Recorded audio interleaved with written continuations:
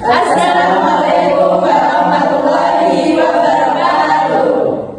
Baik, di video kali ini kami dari kelompok 6 ingin menyampaikan fungsi-fungsi dari sistem pencernaan yang beranggota 11 orang.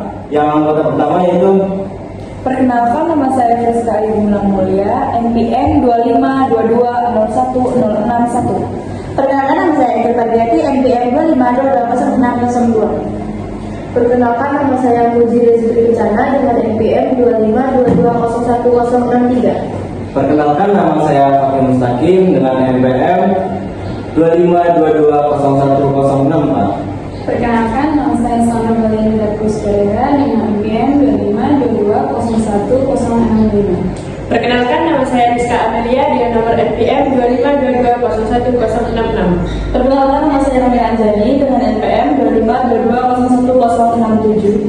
Perkenalkan, nama saya Ferdiana Justo Ciparmada dengan NPM 252201068. Perkenalkan, nama saya Dewi Ayandayani dengan NPM 252211069. Perkenalkan, nama saya Ferdiana Ayani dengan NPM 252201070. Perkenalkan, nama saya Utasa Fitri dengan NPM 252201072. Yang pertama yaitu kelenjar parotis. Kelenjar parotis adalah ludah terbesar yang terletak di dekat telinga. Fungsinya menghasilkan air liur saliva yang mengandung enzim amilase untuk memecah pati dan pada makanan menjadi gula sederhana di dalam mulut. Air liur juga berfungsi sebagai pelumas makanan agar mudah ditelan dan melindungi rongga mulut dari infeksi. Yang kedua yaitu nasofaring. Nasofaring adalah bagian dari faring yang berada di belakang rongga hidung. Organ ini berfungsi sebagai udara dari hidung menuju tenggorokan, membantu proses pernapasan meskipun bukan bagian utama proses pencernaan. Selanjutnya orofaring. Orofaring berada di belakang rongga mulut serta fungsi sebagai jalur lewatnya makanan dan udara. Di sini makanan yang sudah dikunyah diteruskan menuju kerongkongan ketika proses menelan berlangsung. Dan yang selanjutnya laring, panggung tenggorok. Laring adalah organ pada saluran pernapasan mengandung pita suara yang juga mengarahkan makanan agar tidak ke saluran napas ketika menelan. Epiglotis, pada laring akan menutup trakea saat menelan makanan.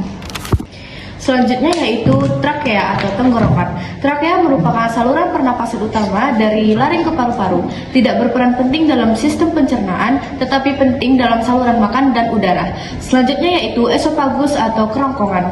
Kerongkongan adalah saluran yang menghubungkan faring dengan lambung. Kerongkongan mempunyai otot-otot yang melakukan gerakan peristaltik untuk mendorong makanan dari mulut menuju lambung.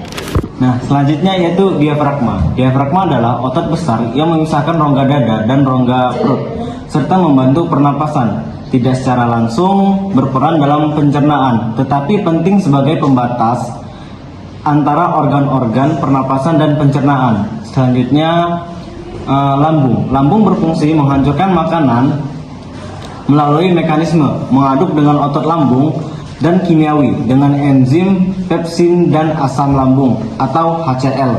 Nah, di lambung protein mulai dicerna dan makanan diubah menjadi bubur atau sime sebagai dikonsumsi. Selanjutnya yaitu limpa. Limpa bukan bagian sistem pencernaan tapi bagian dari sistem imun yang berfungsi sebagai tempat penyimpanan sel darah merah tua, berbentuk sel darah putih dan penyimpanan darah. Selanjutnya yaitu liver atau hati.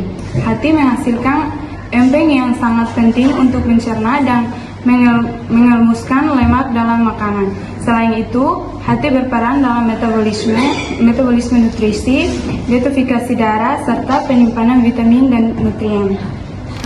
Kantung empedu. Kantung empedu adalah tempat penyimpanan dan memekatkan empedu yang disekretaskan hati lalu mengalirkannya ke usus halus, duodenum, saat dibutuhkan dalam proses pencernaan lemak. Selanjutnya, pankreas. Pankreas menghasilkan enzim-enzim pencernaan seperti amilasme, lipase, dan triple yang akan dilepaskan ke duodenum guna membantu mencernakan karbohidrat, protein, dan lemak. Pankreas juga memproduksi inusia untuk mengatur kadar gula darah. Selanjutnya adalah duodenum atau usus 12 jari. Duodenum adalah bagian pertama halus, tempat kimus atau bubur makanan dari lambung bercampur dengan empedu serta enzim pankreas untuk melanjutkan pemecahan usus makanan secara kimiawi. Sebelum selanjutnya diserap pada bagian usus halus lainnya. Setelah itu adalah usus besar naik. Usus besar naik yaitu bagian pertama dari usus besar setelah sekum, berfungsi menyerap udara dan elektrolit dari sisa makanan yang sudah tidak bisa diserap di usus halus. Usus besar melintang. Bagian usus besar yang melintang di rongga perut mengaktifkan penyerapan udara dan membantu pembentukan tinja. Selanjutnya itu jejunum. Jejunum adalah bagian tengah halus yang berfungsi untuk penyerapan sebagian besar nutrisi usus hasil pencernaan yang telah dilarikan.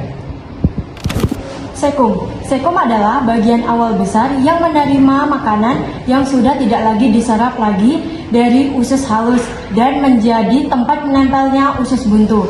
Selanjutnya, usus besar turun, merupakan bagian usus besar yang menuju ke bawah di sisi kiri perut dan membantu pembentukan dan pengerasan feses sebelum dikeluarkan melalui rektum.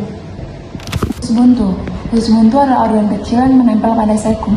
Dipercaya berperan dalam sistem imun, meskipun fungsinya pada manusia dewasa tidak begitu penting. Selanjutnya ada usus halus. Secara keseluruhan, berfungsi memecah makanan menggunakan enzim pencernaan dan menyerap hampir semua zat bergizi penting ke dalam aliran darah. Yang selanjutnya ada kolon sigmoid. Bagian usus besar yang berbentuk S berfungsi menampung feses sementara sebelum didorong ke rektum. Yang selanjutnya ada rektum. Rektum merupakan tempat penampungan feses terakhir sebelum dikeluarkan dari tubuh. Rektum memberi sinyal ke otak saat sudah terisi penuh agar tubuh melakukan buang air besar. Dan yang terakhir ada anus. Anus adalah saluran pengeluaran terakhir dari sistem pencernaan. Sekian video dari kami. Jika ada kesalahan kami mohon maaf dan kami akan akhiri. Wassalam.